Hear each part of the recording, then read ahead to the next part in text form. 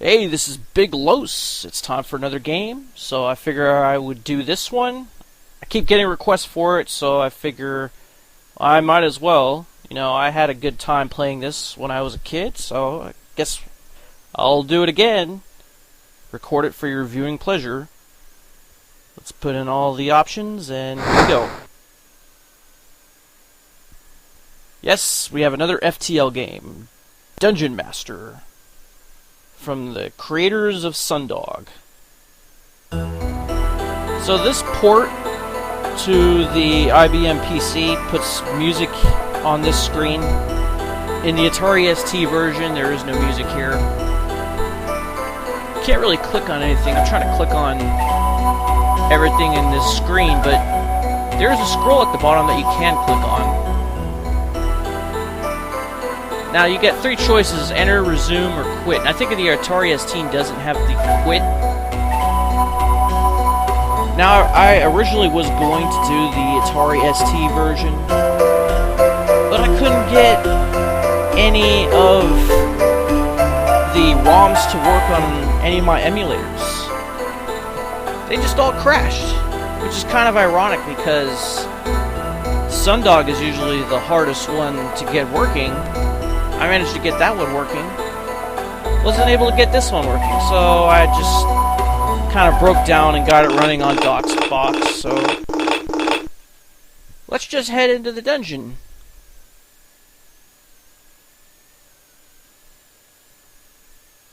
Alright, nothing there. Let's just go and notice if you don't have anybody in your party and you click forward, nothing happens. But as soon as you put somebody into your party, then when you go forward, you will get damaged. So here we are at the Hall of Champions. This is the first champion, Aito Rito. He's an apprentice fighter and a novice priest. His stats are okay. Now we can either resurrect him or reincarnate. And I'll explain what the difference is in a second, but let's check out this guy. Oh, it's our buddy Zed, Duke of Banville. If you're a Sundog fan, if you've watched my LP of that game, you'll know exactly what that means. And this guy is average in everything. He's got one level in all the 4 classes that you can get, and his stats are just pretty much average, so now we're not going to pick him. This is Elijah, Lion of Yaitopia. I'm not really sure what the magical box does. It must boost something to your stats. I've never figured it out. I'm sure we can find them in the dungeon. So this guy is a priest character. He has some priest levels. Now if you resurrect one of these characters, you'll get all the levels that they come with and all the stats. However, if you reincarnate somebody, they will lose all their levels. And you're going to have to start at the beginning. This is Hulk the Barbarian. He actually starts with a weapon, a club. He's a pretty good fighter, but he has no magic. So you would have to find a magic item to give him in order to train him in magic.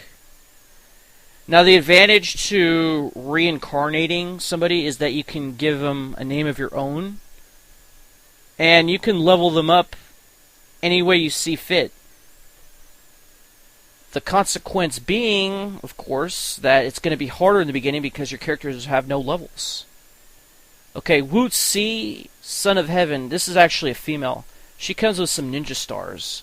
Now if you put the ninja stars into the pouch on the right with 4 squares, when you throw one of those ninja stars, one of those in that pouch will automatically go into your hand. So you don't have to go and reload manually. So you can have up to 5 shots. And this is Daroou. He looks kind of like a Wookiee. He has some pretty good stats.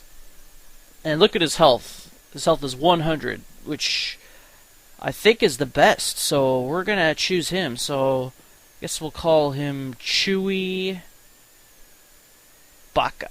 Chewy, get us out of here! There we go. That's our first character. See, now his stats have changed slightly. I think his strength went up with reincarnation. So let's practice a spell. See, he needs more practice with that wizard spell, and we won't be able to cast any others. The thing with the spell casting is the first runes, the first level of runes that you pick, that determines the level of the spell, with the left being the lowest and the right rune being the highest, with various degrees in between. And each one successively requires more mana to cast. And if you don't have a lot of mana, then you really can't cast anything well past probably the second one. And then you can have up to 3 additional characters in your spells. So the simplest spells would have 2 characters.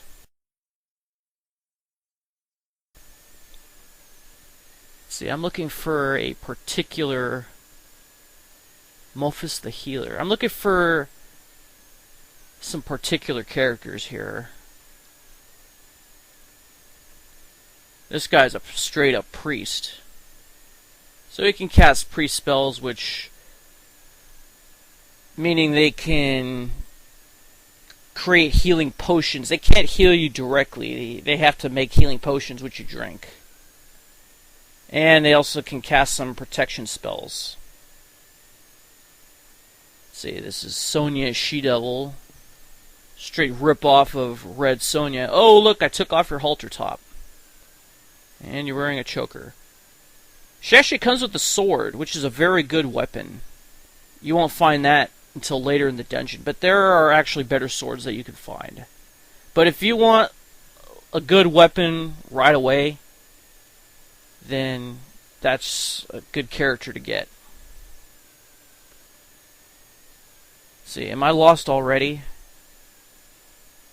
Not even out of the Hall of Champions, I'm already lost. Nabi the Prophet. This guy's staff increases his mana by 2 points. So he's a wizard and a priest.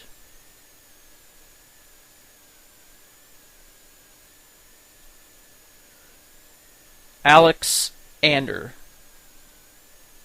Well, that was original, guys. Comes with a slingshot. Actually, it looks like an addle more than a slingshot.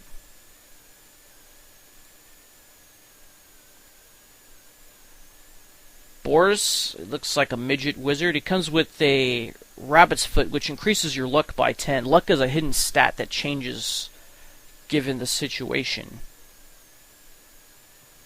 So if you're in battle, if you have high luck, then it'll cause you not to miss or to dodge a blow that would otherwise hit you. But every time it's used, it goes down. And every time it's not used, I think it increases slightly until it gets used. And she had a moonstone that gives you 3 to your mana. Hulk the Fearless is a pretty good fighter type character. He also has some mana on him, so you won't have to give him an item to train him up. God, where are these guys that I'm looking for? Oh. See, that's what happens if you walk into a wall. Yep. I was just here. I can't believe I got lost in the Hall of Champions. How embarrassing. See, I'm right back to where I started. No, I'm looking for a guy who looks like a lizard. Where is he? No, it's Red Sonya.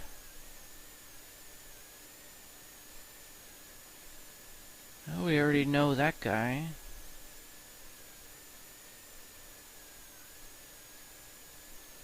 Leaf the Viking. Who's this? Tiggy Tamil. Tiggy is a ninja and a wizard. But look at that health, 25. That's just atrocious. She's gonna get herself killed. No, that's Chewie's portrait.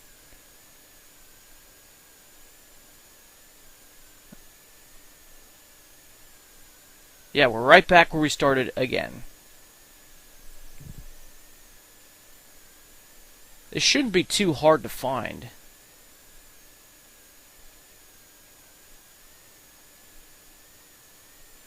Well, I guess for me it is.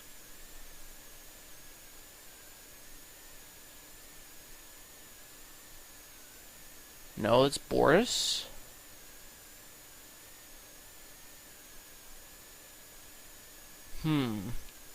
I wish I had that compass that you get later. Really helped me get my bearings. I haven't played this game in so long. I had this game actually both on Atari ST and on the IBM. So it is kind of appropriate for me to play this version. So this is the guy we're looking for, Hssssa, Lizar of Makan. So his health is pretty high, his strength is pretty high, 58. So he'll be a good fighter character, so we're going to reincarnate him. I guess we'll call him Lizor the Gorn.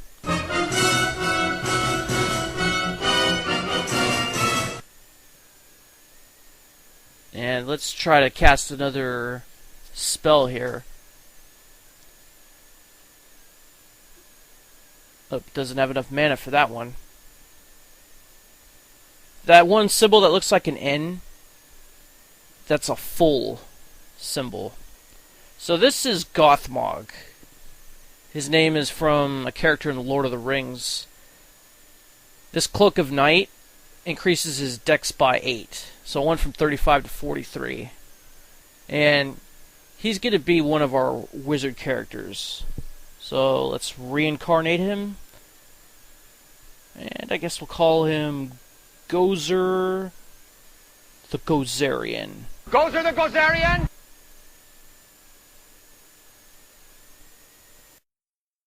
Alright, we got one left.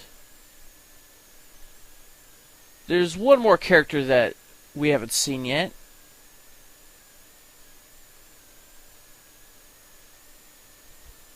So the more that you cast spells, the more experience that you get. You get experience for doing actions like casting spells or fighting in battle or throwing stuff or even doing war cries. That actually gives you priest experience.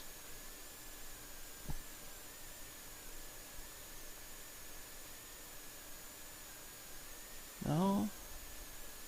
Aha, that's who I'm looking for. Wuuf the Bika.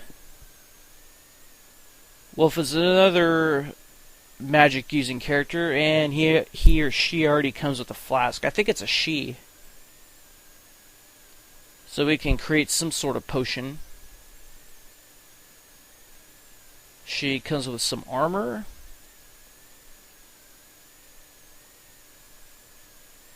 And in this game, I think wisdom translates into how powerful your magic is. So we're going to call her Wolfram Stanham. Alright, so we have our party. So now we can venture off into the dungeon. Now if we could just find where the door was. Ah, turn around. And it's to the left. There it is. Alright, so let's enter this thing. Now on the ground there's an apple. Before it looked kind of brown, but when you get close to it, it turns to a bright red color.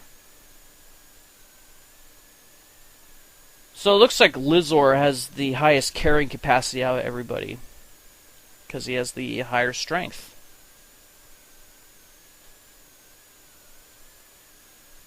It actually looked like Lizor's strength went up a point. Let's see, let's just reduce our mana. Well, we can't really cast those. How about you, Gozer? You need more practice. No? Oh yeah, you gotta click. Let's put this in hand, and then let's try a potion spell. Alright, so we created a potion. What potion did we create? A Ma potion. Now, if I remember correctly, a Ma potion is a stamina potion. It's not the same as a healing potion.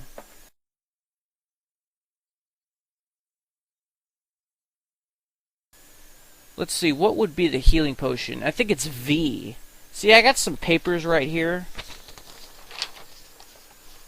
where I had to print out what each character was and what the spells were, because this was all in the manual when you got the game, but I don't have the manual.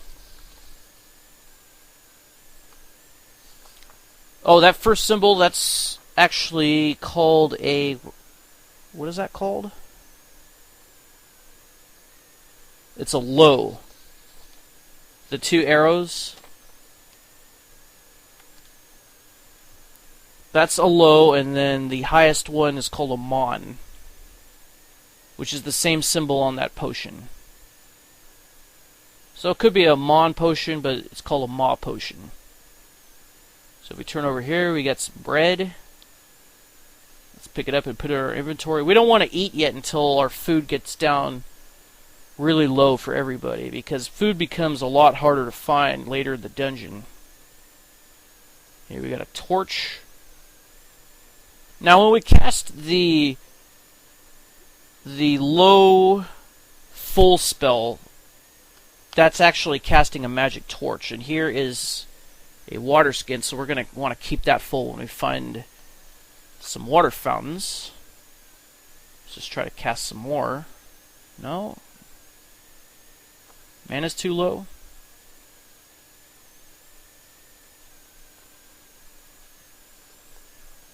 Yeah, the two wavy lines, that's the V. So the low and then the V symbol will cast a healing potion, and then the low and the full symbol casts a magic torch. And if it doesn't say anything, I think the spell is successful. See how it says he needs more practice with that spell? That means it didn't work. And now it says he needs an empty flask in hand. So he would have actually created a healing potion if he had a flask. Invoke full for magic torch. Yeah, I just said that, but we'll hold on to that for right now. A lot of these scrolls we're not going to need. They're just going to take up a lot of space. V, Altar of Rebirth. So this altar right here, new lives for old bones. If your characters die, they turn into a pile of bones, and you have to take that with you. And then if you put the pile of bones into the altar, they come back to life. So pretty useful, but later in the dungeon, you won't be able to find those things. You can only find them on the upper levels. So if you have a character that dies, you're just going to have to go all the way back through the maze. It's going to get pretty annoying. So the best bet is to try to not die. And we have a cheese wheel, so it kind of begs the question, who's going around this dungeon dropping food? Well, I don't know. Maybe they were just on some people who just happened to die there, and their packs got looted, and I guess the food didn't get eaten by whoever was in the dungeon. So and here we are on the next level. Wait, no. No, we're not. Not yet. Okay, these are the stairs. Now we're on the next level. So if we turn around, it's up the stairs, and now we're down the stairs. So these are the stairs that go up. And there is a club here. So let's give it to our first character. Now he's armed. Yeah! Yeah! And we can do these war cries, which actually give priest experience. I heard something. Ah, there's a mummy behind the door. I'm not really sure what the war cry is supposed to do. Let's open this thing.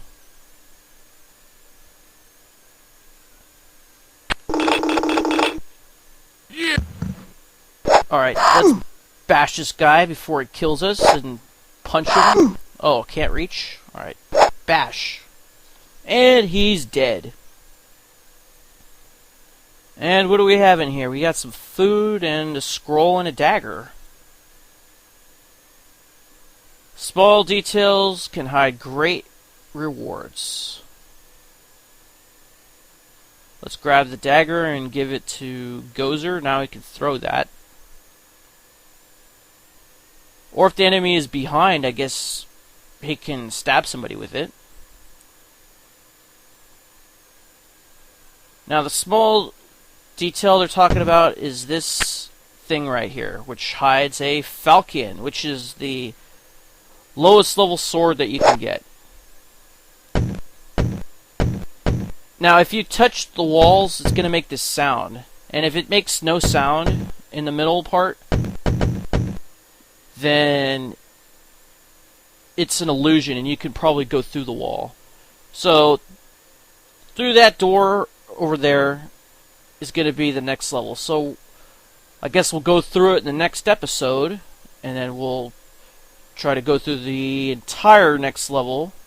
So right now we'll save the game. I can't do save states in DOSBox. I haven't figured that out, if that's even possible. But in the meantime, this is Big Los signing off. Thanks for watching. I'll see you next time, and Tango Mandia.